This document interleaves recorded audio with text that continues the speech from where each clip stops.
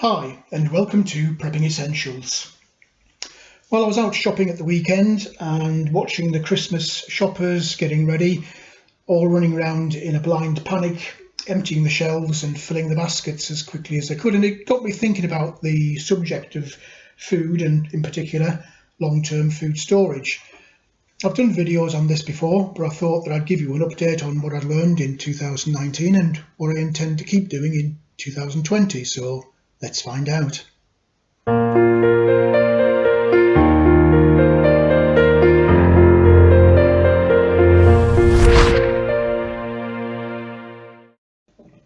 One of the main priorities for any prepper is to build up stores of emergency food so that you're in a good position to survive should something hit the fan and it cause the supermarket shelves to run dry, which they would in a matter of a couple of days in any major grid down event.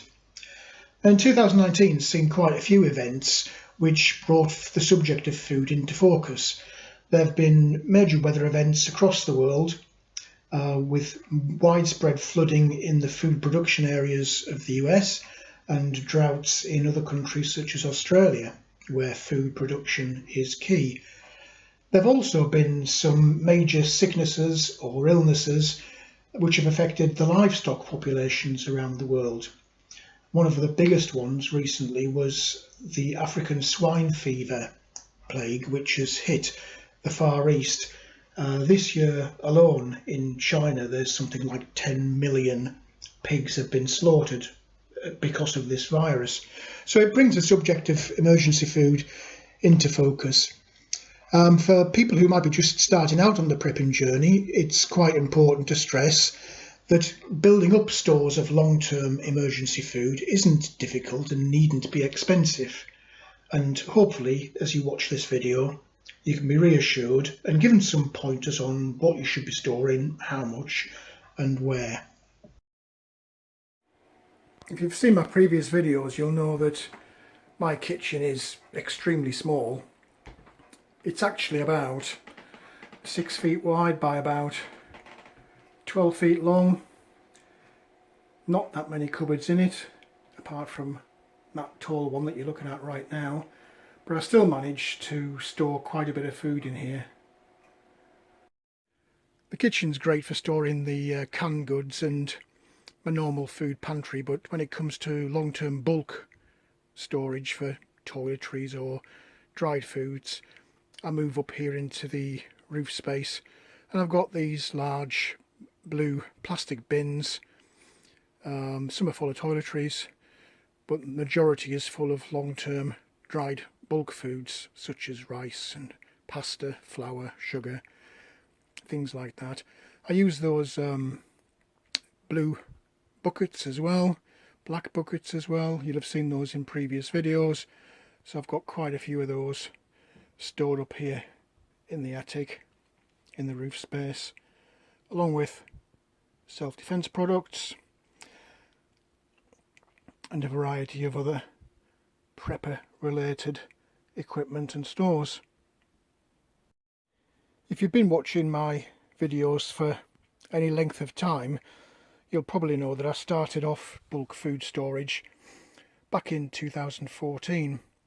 At the time I was using these recycled or reused soda bottles for Coke and lemonade and things like that, and I started storing bulk dried foods such as these oats. These are from June 2015 in these bottles with an oxygen absorber in, and they're great as a way of getting started if you don't have access to things like the vacuum sealers. So we've got some red lentils there. These are also June 2015. We've got some sugar there, and in the other boxes we've got a similar kind of thing. We've got kidney beans, butter beans, rice. Again, you can see that one's 2015. There are some in there from when I very first started back in 2014. So I've progressed as the years gone by, from soda bottles been recycled, and I've moved onward and upward into these big plastic bins.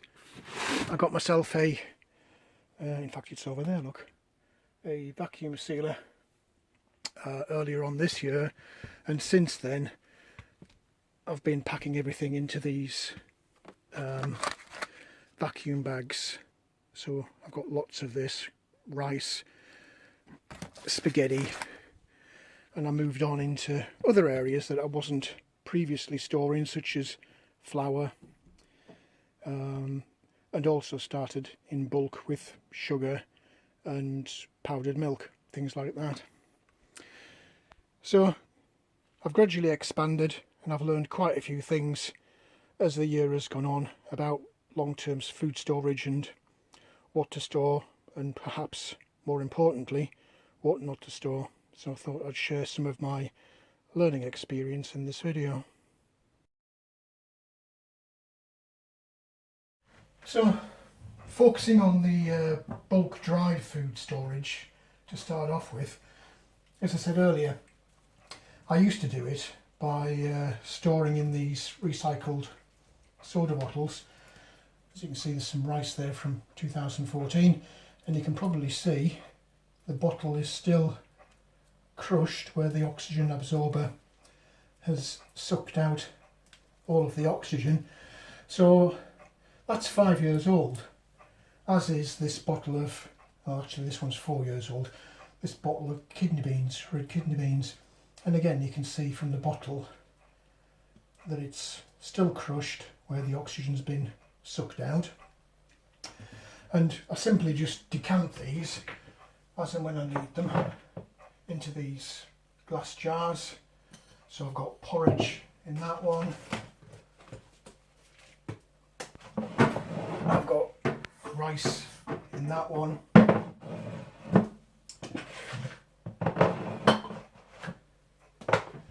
and somewhere in the cupboard, yeah, there we go, I've got the red kidney beans. So as with all food, store what you eat, eat what you store. So these are not going to go to waste at all. These will get decanted and rotated out into the smaller jars to use in the normal food pantry as and when. But I've progressed now from recycling soda bottles for a couple of reasons.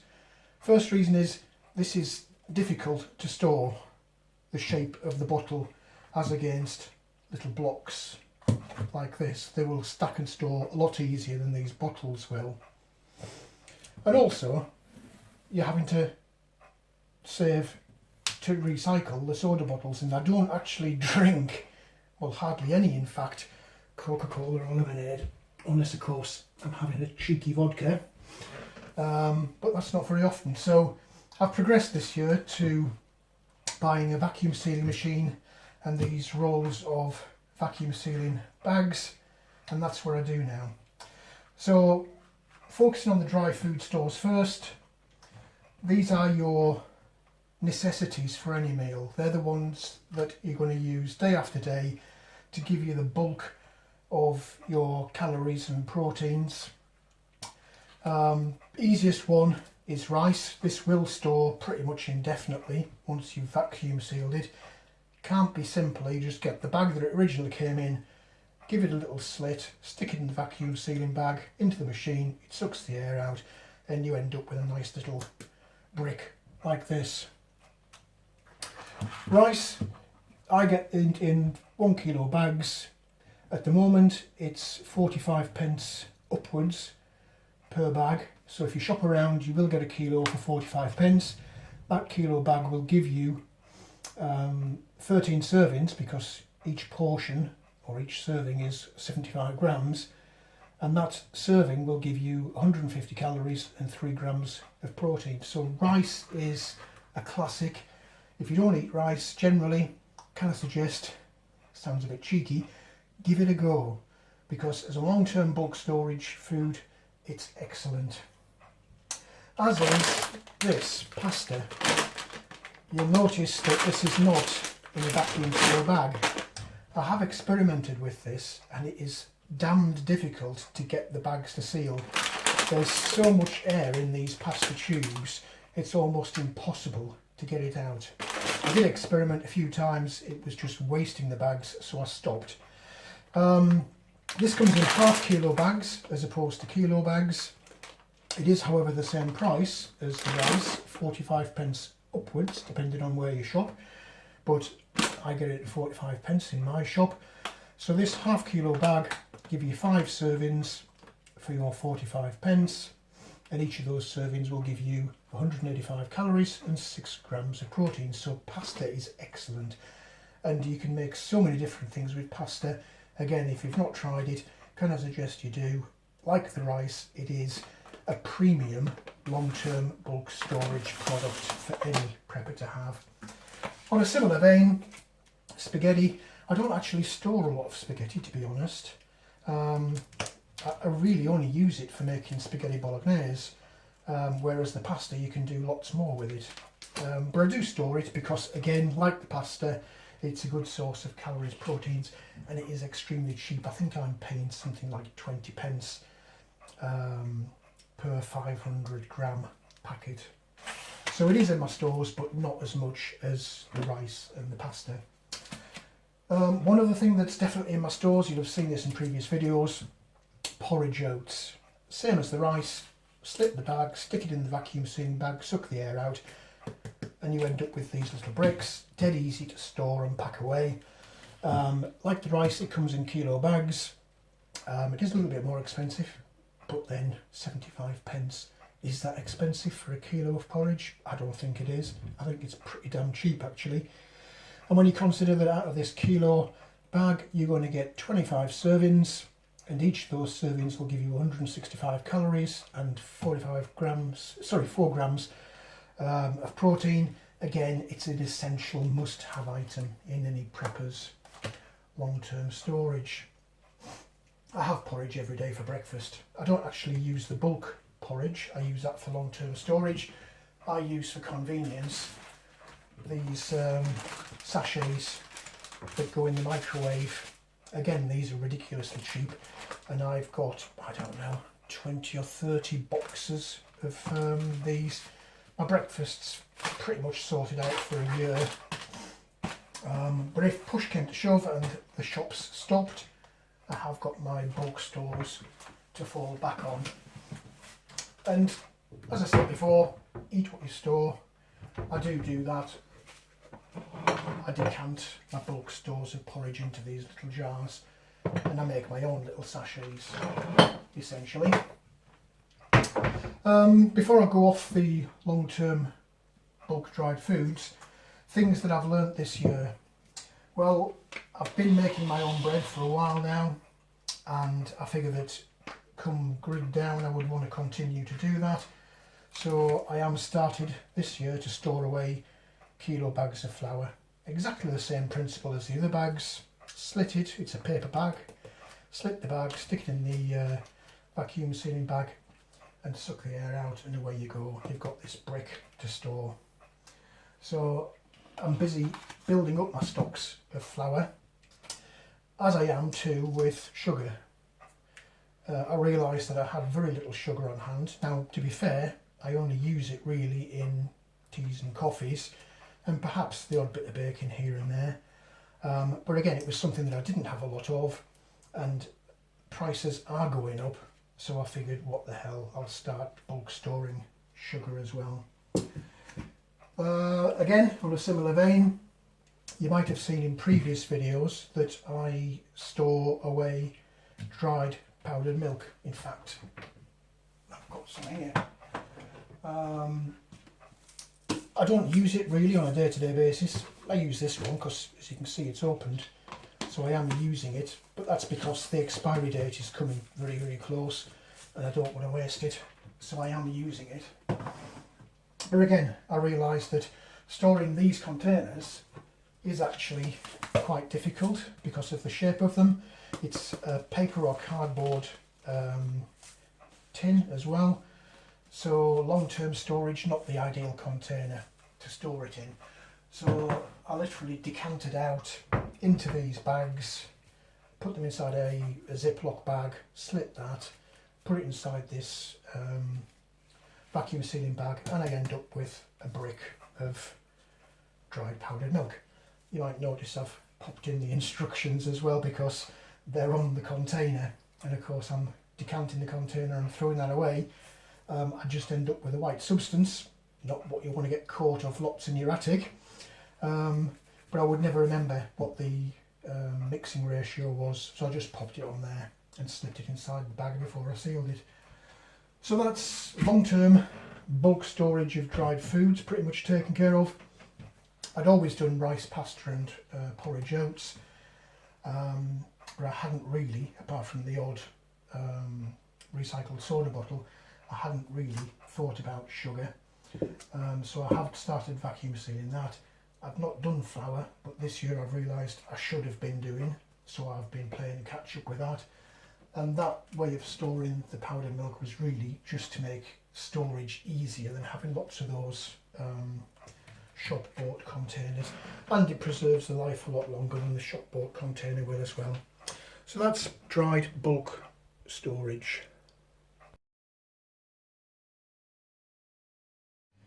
If you've seen my previous videos, you'll also remember that in my long-term food storage I had lots of canned goods, and a pretty high percentage of those were actually these things. They're different kinds of vegetables.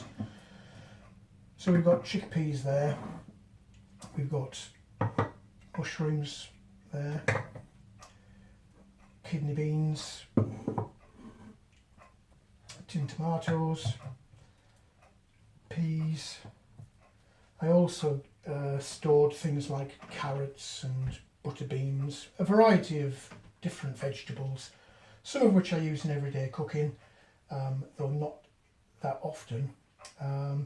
So one of the things I've learned this year is having lots of stores of canned goods is great, but if your space is limited,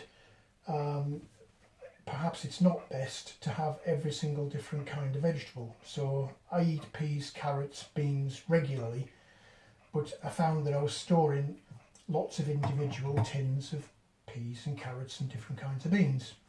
And rightly or wrongly, I came to the conclusion that rather than store lots and lots and lots of different things, so tins of beans, tins of peas, tins of carrots, tins of mushrooms, tins of chickpeas, I would try and reduce the amount of space and number of tins by combining.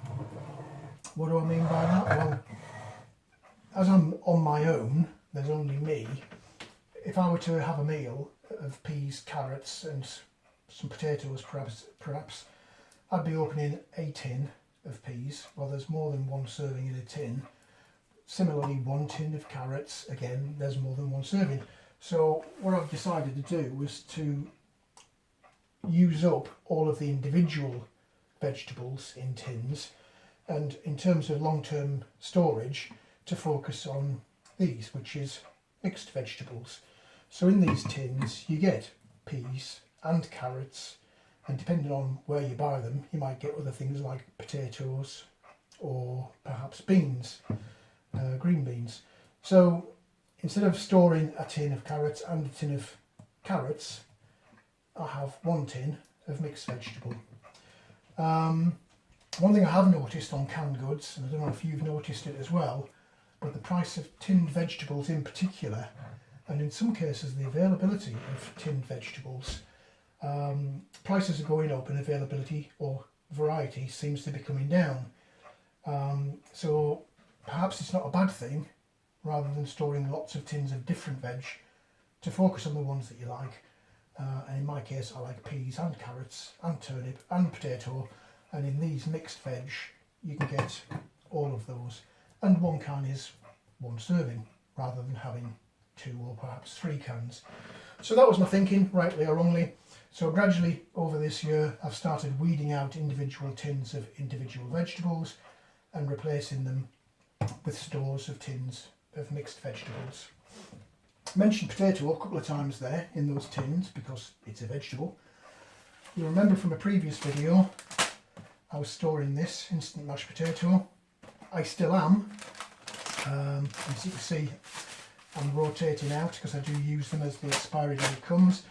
I've also repackaged. This original box came with 2 sachets. I found if I open it up, I can actually squeeze in 3 sachets. So I've saved a little bit of space there by decanting and getting rid of some packaging and putting 3 sachets in the box instead of 2.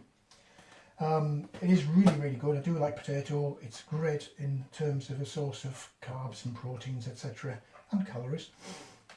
So I do continue to store that, but I've also started building up stores of these tinned potatoes.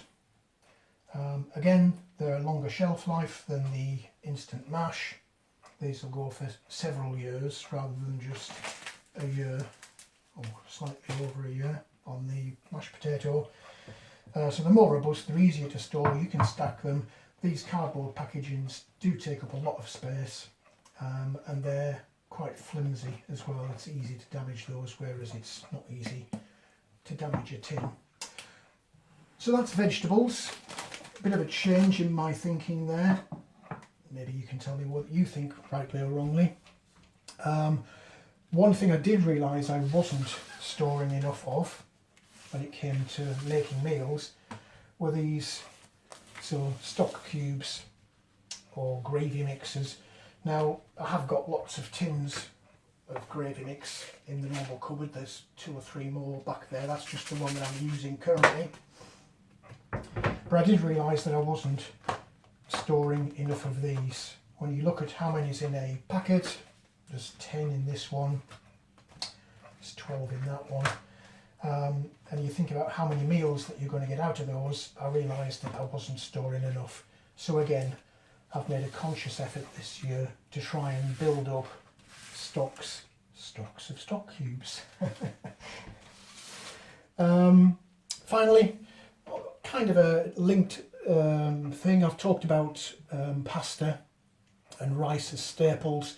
One thing I do store lots and lots of is soup. It's an easy meal. You can use it with fresh vegetables to bulk out, or you can use it as it is in the tin. Being in the tin, it stores a lot longer than fresh. It's easier to store, stack your cans up, and because it's pre-cooked, you can eat it straight out of the tin, as you can with all of these vegetables that I'm showing you. But a bonus with soups is, if you have got dried pasta, you can use the soups as a base for your pasta. So you can create a meal out of a tin of soup and a serving of boiled dried pasta. And whilst we're on the subject of dried pasta, meals in a tin, you'll have heard me say that before in lots of videos, and we'll come on to that in a second. These sachets of dried pasta with flavoured sauces, I do still store those, though I must confess I'm beginning to wonder, should I store lots of them? They're great as a filler meal, but from a long-term perspective, perhaps not. Maybe you can, in the comments, you'd like to let me know your thinking on that. But they are easy to store, they're flat pack, you can get lots in a cupboard. They will last a long time, shelf life is good. You just need water and heat it up when you've got a meal. And the same with these ramen noodles, I think most people know them as. I've started storing a lot more of these than I used to. I used to use them anyway as a snack, particularly on the camper van if I was out in the wilderness, just having a bit of a park up in a camp overnight. I always had lots of these in the camper van. They are great as a filler meal, or you can add them to other ingredients to make a main meal. But one good thing about these, you're getting 125 calories in that just for the sake of boiling a kettle and pouring it in and letting it sit there. This particular variety, if you're in the UK, you get them in Tesco's. They're called Hearty Food Company, as is that pasta, which is a kind of cheap or essential brand label, I think, indicating that it's low in price normally. Right now, because I did check again today and bought some more, these are only 14 pence. 14 pence for what is essentially a snack meal or a great addition to a normal meal. So for the sake of 14p, I will buy them as long as I can at that price, because that is exceedingly cheap. Said I'd mention meals in a tin. I will come on to that because I'll go and look at the meat products shortly. But I couldn't do a video without mentioning baked beans. Don't know what you call these in the States. Do you call them baked beans or do you call them something else? I'm not sure. But I do use these regularly as a snack meal. Beans on toast, for example. But again, I've mentioned this in previous videos. Having beans and sausages all in one can, it is an instant ready meal. Again, you can eat it hot or cold. Preferably I'd eat it hot, but if push came to the shove and grid down, like the veggies, you can just open the can and eat it. And I store lots of these, and I eat actually quite a bit at weekends as a lunch meal. Again, normally on toast.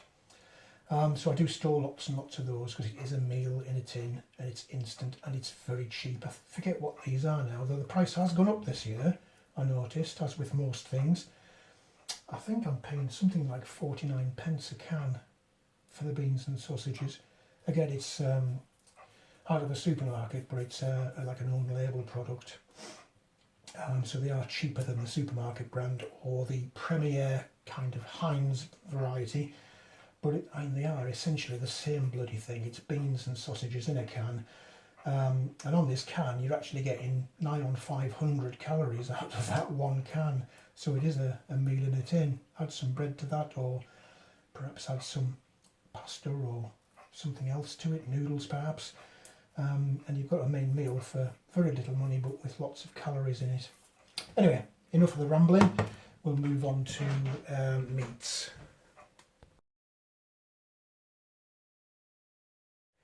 So finally we got on to the meat side of the diet. Start off with something I've mentioned lots of times in previous videos. I don't know, it's all to do with personal taste, of course, whether you like fish or not, but if you do, can't recommend these highly enough. It is a meal in a tin. Again, it's hot or cold, it comes straight out the can. They're nice and small, so they're dead easy to store away. You can store away a lot of meals just by stacking these. And if you looked closely at one of the previous pictures of a cupboard in my kitchen, you'll see that there's a multitude of these stored away. You're getting nigh on 200 calories just out of that one little tiny tin, and they're ever so cheap. Though again, as with all of the products I'm looking at today, over this past year I've noticed quite a dramatic increase in price. Things like tinned meats such as these, I'm noticing that there's a 15% rise, and I'll come on to that in a second. And even tinned vegetables are going up, and in some cases up to 20% rise over this last year. So if you don't do anything else this year for your New Year's resolutions, think about increasing your stores of canned food, particularly meat and veg, because the prices are definitely going up.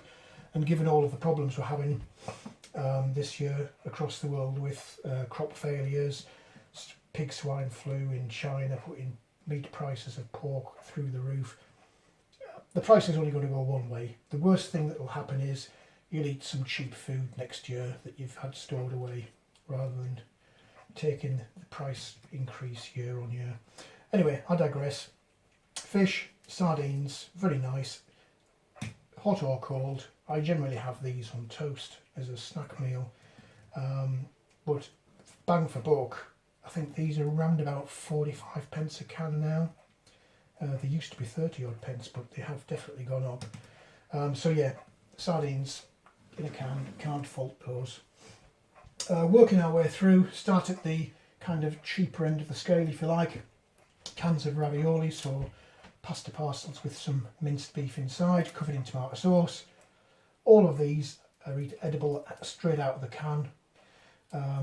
As with all cans, shelf life is great. What's it on this?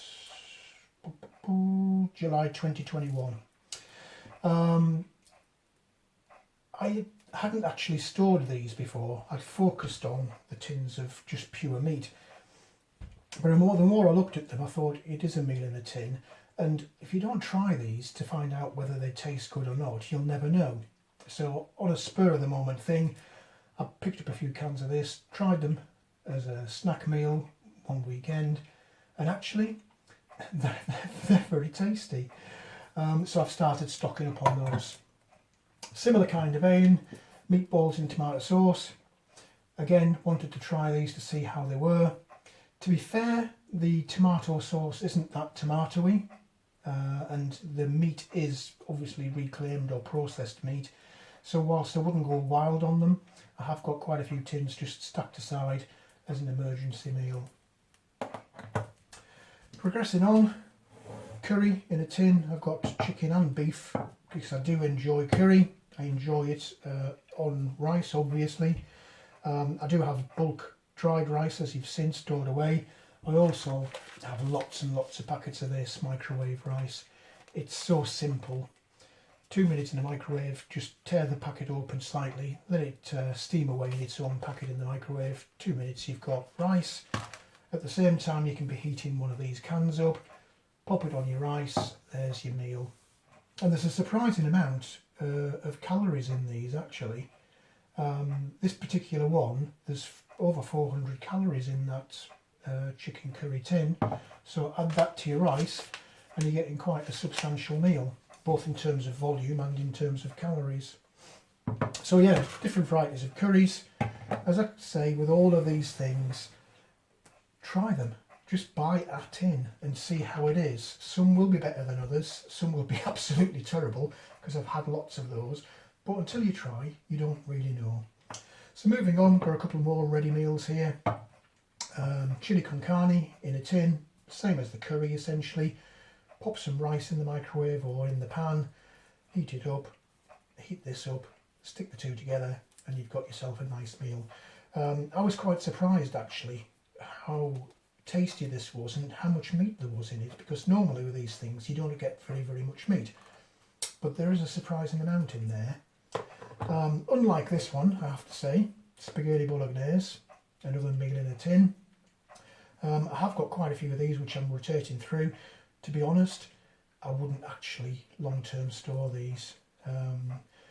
There is not a great deal of meat in there. It's tasty enough, and it's filling enough, and you are getting a fair amount of calories. What we've got in here, we've got 270 calories. But I do like meat, and there isn't a lot in there, so that's a no for bulk long-term storage. Favourite of mine, it's easy, I guess. You get in a fair bit of meat in a tin. It's not quite the same as these more substantial tins of meat, but they're great as a snack, and they're great kind of comfort food. Hot dogs, 8 in a can. I forget what these are coming out at now in terms of price. I think there's something like 59-60 pence a can, so they're still relatively cheap. Not too many calories compared to the other meats, but they're a nice little comfort food and good as a snack. Stewed steak in a tin. I've tried quite a few different ones of these. To be honest, for the price, it's not something that I long-term store. I bought a few to try to see whether the meat was actually any good, and to be fair, it is, but again, there's not a lot in there, and I think these are something like £1.20 a tin. Okay, shelf life's great, that's May 2022, but for the money you can get far more bang for your buck. So stewed steak in a tin, I wouldn't long-term store that in quantity either. Just pop that to one side for a second, because this is very similar. This is something I've bought quite a few of, primarily because of price and shelf life. Shelf life on this is October 2022, and we're in November 2019 now, so you've got a good 2-year shelf life on these.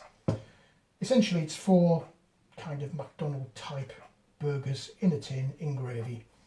If I was being critical, which I try to do, I try to give you the honest opinion, the so-called onion gravy isn't onion gravy to my mind. It is a little bit bland. But to be fair, the burgers themselves are not too bad. You do need to heat these up really to enjoy them. And although it says in here that you can microwave these, which you can, obviously you've got to take them out of the tin. Personally, you get a better flavour if you just lightly fry these off rather than microwaving them. But they're £1 a tin, so you're getting 4 burgers for £1. So as a long-term meat option, that's something that I have been storing up as and when I can find them, because they're not easy to find actually. So I have got quite a few of those. These last few items are something that I've got loads of, and you'll have seen these in previous videos, particularly these small cans. I used to pick these up for 49p a can. What's the shelf life on these? Can't actually see it in this life. April 2021. So we've still got quite a way to go on these, and I've probably had this particular style of can and brand, I've probably had these for a good year now, because I have got a lot of these. They're, for the price that they were, 49p, they're an absolute bargain. However, this year they're not 49p, they're knocking on for £1. So I'm not buying those now at that price, but I have got lots of these stored away. Lots and lots of calories, proteins in there, and if you're careful you can get a couple of servings out of all of these tins of meat. What I am buying lots of lately is this corned beef. It's actually the same brand as that curry, so it comes from the same store, which in the UK is Aldi. I think it's £1.39 a tin, and that is the cheapest corned beef that I'm seeing anywhere. They're normally hovering around the £2 mark, so £1.39. I do keep topping up on these every time I go in to do my normal weekly shop.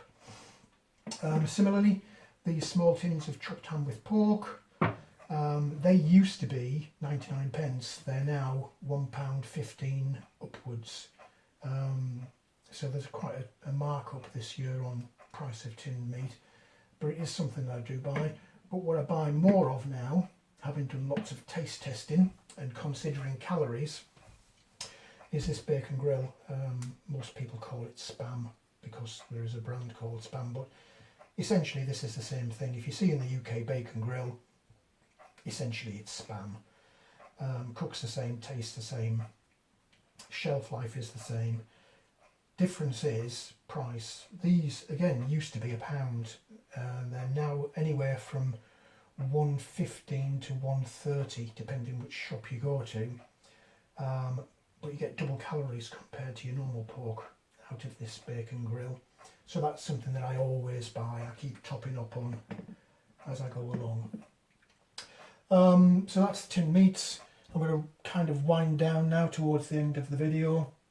One thing that I would mention, and I have mentioned in previous videos, is the subject of vitamins. I do take cod liver oil every single day. I don't necessarily take multivitamins as often now, because in a previous life I used to work overseas, and some of the countries food options weren't that great, and I wasn't entirely sure I was getting all of the vitamins that I needed out of the food. So I used to take one of these multivitamins every single day. However, bearing in mind grid down, if food availability might not be great, you might be eating some of the cheaper options and you might not be getting all of your vitamins that you need.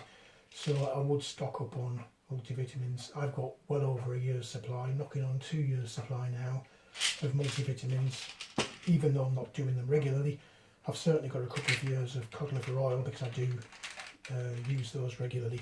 But it's something to consider, since we're on the subject of the benefits of food in terms of nutritional value. Long-term grid down, you might not be getting it or as much of it as you need, so it is worth just thinking about multivitamins. Well, that's it for this video. All you long-term preppers out there will already appreciate what I've been saying in this video, but for anyone who's new to prepping, just starting out, I can't emphasise enough the importance of getting started straight away with putting down long-term reserves of food. Hopefully you found something in there that was of interest to you. If you did like the video, please do click on the like button. Also feel free to hit the subscribe button if you haven't already done so. As always, welcome any comments, questions or suggestions you might have. On the subject of long-term food storage, are you noticing rises in price or lack of availability, particularly around canned goods? Let me know in the comments section below. But for now, thanks for watching, and I look forward to seeing you in the next video.